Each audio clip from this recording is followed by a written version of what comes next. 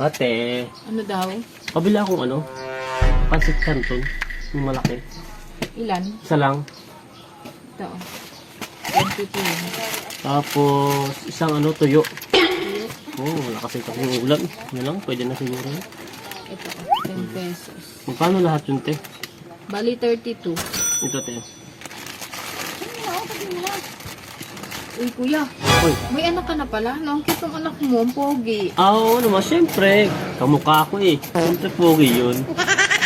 Ilang buwan na yun, kuya? 3 months pa lang yun. Oo. Te, salamat ah. Ay, te. May tanong pala ako sa'yo. Pwede na ba sa 3 months yung ano? Kiti-kitiki? Iti? Oo. Ari ko. Tanga. Iti yun. Tiki-tiki pala yun.